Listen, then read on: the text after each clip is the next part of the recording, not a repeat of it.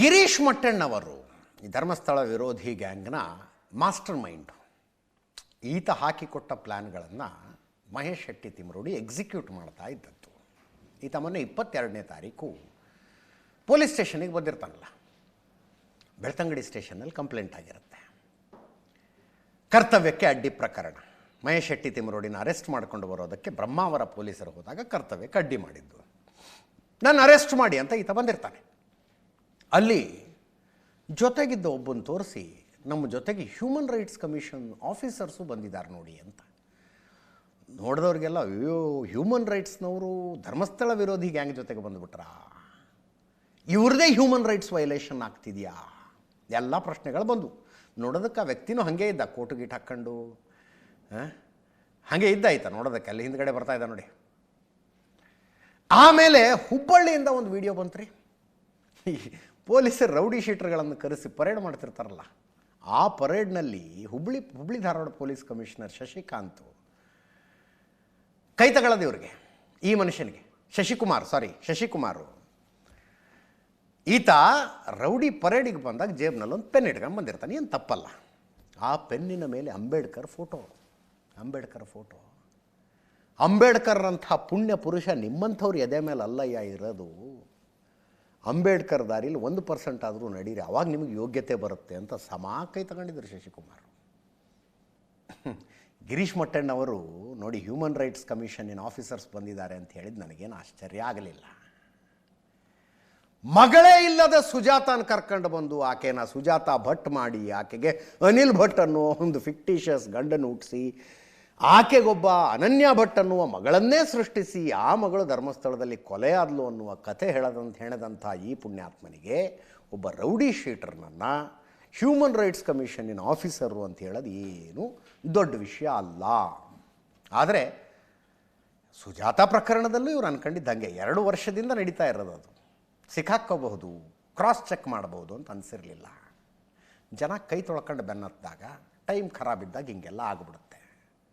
ಈ ವಿಡಿಯೋ ಬಂದ ಒಂದೇ ದಿನಕ್ಕೆ ಆ ಮದನ್ ಬುಗುಡಿ ಅಂತ ರೌಡಿ ಶೀಟ್ರು ಹುಬ್ಳಿ, ಆತನ ಜಾತಕನೇ ಬಯಲಾಗ್ಬಿಡ್ತು. ಕೇಳಿಸ್ಕೊಳ್ಳಿ.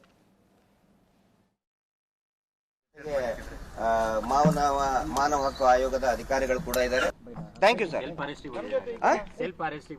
ಅಲ್ಲ, ಮಾಡೋದಾದ್ರೆ ಮಾಡಲಿ, whether I don't know arrest ಮಾಡ್ತಾರೆ ಇಲ್ಲ ಗೊತ್ತಿಲ್ಲ. ನಮ್ಮ ಜೊತೆಗೆ ಮಾನವ ಹಕ್ಕು ಆಯೋಗದ ಅಧಿಕಾರಿಗಳು ಕೂಡ ಇದ್ದಾರೆ. Thank you sir. ಅಲ್ಲ, ಮಾಡೋದಾದ್ರೆ ಮಾಡಲಿ, whether I don't know arrest ಮಾಡ್ತಾರೆ ಇಲ್ಲ ಗೊತ್ತಿಲ್ಲ. ನಮ್ಮ ಜೊತೆಗೆ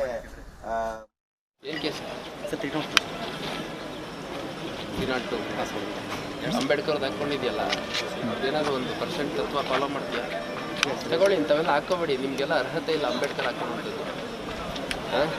ಭಾಳ ಶ್ರೇಷ್ಠವಾದ ವ್ಯಕ್ತಿ, ನಿಮ್ಮಂಥವರೆಲ್ಲ ಹಾಕೊಳ್ಳೋದಲ್ಲ. ಕೊಲೆ ಕೇಸ್ ಆರೋಪಿಗಳೆಲ್ಲ ಅಂಬೇಡ್ಕರ್ದು ಹಾಕೊಂಡು ಓಡಾಡೋ ಅಂಥ ಪರಿಸ್ಥಿತಿ ಬಂದಿಲ್ಲ ಇನ್ನು ದೇಶದಲ್ಲಿ. ಯಾವೊಂದು ಮನೆ ಹಾಳು ಮಾಡೋದಲ್ಲ, ಕೊಲೆ ಮಾಡೋದು. ಪೊಲೀಸ್ ಅರೆಸ್ಟ್ ಮಾಡಿದ್ದಾರೆ ಅಂದರೆ 100% ಇನ್ವಾಲ್ವ್ ಆಗಿರ್ತೀಯ ಅಂತ ಅರೆಸ್ಟ್ ಮಾಡಿರ್ತಾರೆ. ನಡಿ. ಇದೊಂದು ಸ್ಕ್ಯಾಮ್ ನಡೀತಾ ಇದೆ, ನೆನಪಿರಲಿ ನಿಮಗೆ. ಮಾನವ ಹಕ್ಕು ಹೆಸರಿನಲ್ಲೇ ಸಂಘಗಳು ಹುಟ್ಕೊಂಡಿದ್ದಾವೆ. ಮಾನವ ಹಕ್ಕು ರಕ್ಷಣಾ ಸಂಘ 100 ಹುಟ್ಕೊಂಡ್ಬಿಟ್ಟಿದ್ದಾವೆ. ಅವ್ರ ಕಾರ್ ಮೇಲೆ ಏನೋ ಸೆಮಿ ಸರ್ಕಲ್ ಬೋರ್ಡ್ ಹಾಕ್ಕೊಂಡು ಓಡಾಡೋದು ಎಲ್ಲ ನೋಡ್ಬೇಕು ನೀವು. NGO ಅಂತ ರಿಜಿಸ್ಟರ್ ಮಾಡಿಸ್ಕೊಂಡಿದ್ದಾವೆ ಇವು. ಮೊನ್ನೆ ಇದು 2 ತಿಂಗಳಿಂದ ನಮ್ಮ ಸಂಬಂಧಿಕರೊಬ್ಬರ ಹತ್ರ ಹೋಗಿದ್ರು ಇವರಂದ್ರೆ ಇವನಲ್ಲ, ಹಿಂಗೆ ಮಾನವ ಹಕ್ಕು ಒಂದು NGO ಹೆಸರಿನಲ್ಲಿ. ಅವ್ರು ಗಾಬರಿಯಾಗಿ ಫೋನ್ ಮಾಡಿದ್ರು, ಹ್ಯೂಮನ್ ರೈಟ್ಸ್ನ ಅವ್ರು ಬಂದುಬಿಟ್ಟಿದ್ದಾರೆ. ನಾ ಕೇಳಿದೆ ಏನಿದೆ ಅವ್ರು ವಿಸಿಟಿಂಗ್ ಕಾರ್ಡ್ನಲ್ಲಿ ಅಂತ ಹೇಳಿದ್ರು. ಹಿಂಗೆ ಮಾನವ ಹಕ್ಕು ರಕ್ಷಣಾ ಸಂಘ ಹಿಂಗೇನೋ ಇತ್ತು. ಹಂಗೆ ಹೇಳ್ತಿದ್ದಾರೆ, ಜೈಲಿಗೆ ಹಾಕಿಸ್ಬಿಡ್ತಾರಂತೆ. ನಮ್ಮ ಹತ್ರ 50,000 ಕೇಳಿದ್ರು, 1 ಲಕ್ಷ ಕೇಳಿದ್ರು. ನಾನು ಅಂದೆ ಅಟ್ಟಾಡಿಸ್ಕೊಂಡು ಹೊಡೀರಿ ಅವ್ರನ್ನ, ಆಮೇಲೆ ನನ್ನ ಹತ್ರ ಬನ್ನಿ, ಮುಂದೆ ಏನು ಮಾಡಬೇಕು ಅಂತ ಹೇಳ್ತೀನಿ ಅಂತ. ಹಾಗೆ ಆಯಿತು. ನಾವು ಹೋಗಿ ಒಂದು ಕಂಪ್ಲೇಂಟು ಕೊಡಲಿಲ್ಲ. ಅವು ಮಾನವ ಹಕ್ಕು ರಕ್ಷಣೆ ಹೆಸರಿನಲ್ಲಿ ನಡೀತಾ ಇರೋ ವಸೂಲಿ ದಂಧೆ ಇದು, ವಸೂಲಿ ದಂಧೆ.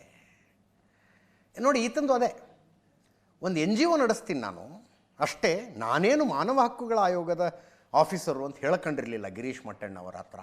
ಸೌಜನ್ಯ ಕೇಸ್ ಏನು ಅಂತ ತಿಳ್ಕೊಳಕ್ಕೆ ಹೋಗಿದ್ದೆ, ಅವರೇ ಹೇಳಿಬಿಟ್ರು ಅಂತ. ಪೊಲೀಸ್ ಕಮಿಷನರು ಮಾತಾಡಿದ್ದಾರೆ, ಶಶಿಕುಮಾರ್. ಇಬ್ಬರದ್ದು ಕೇಳಿಸ್ಕೊಳ್ಳಿ.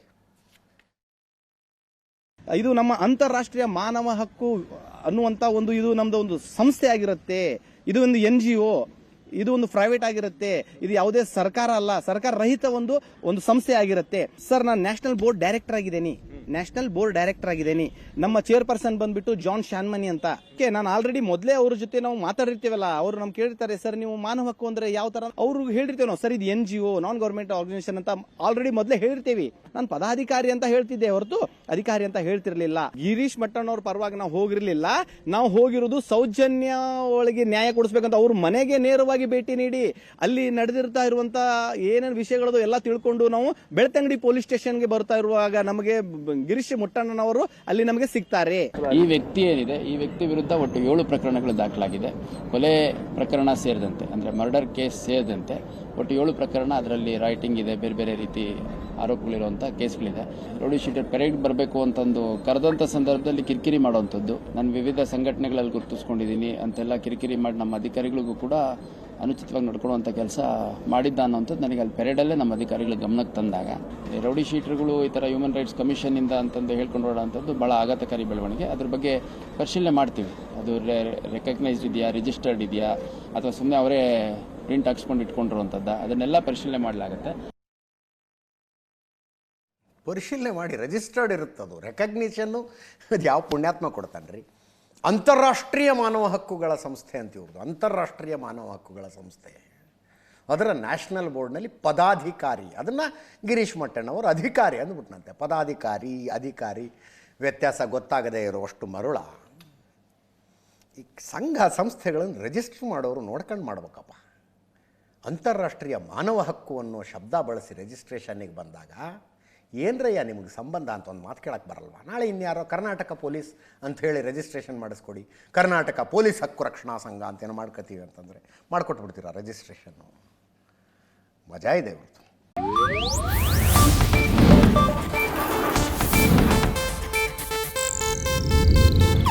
ಇದು ಏಷ್ಯಾನೆಟ್ ನ್ಯೂಸ್ ನೆಟ್ವರ್ಕ್ ಪ್ರಸ್ತುತಿ.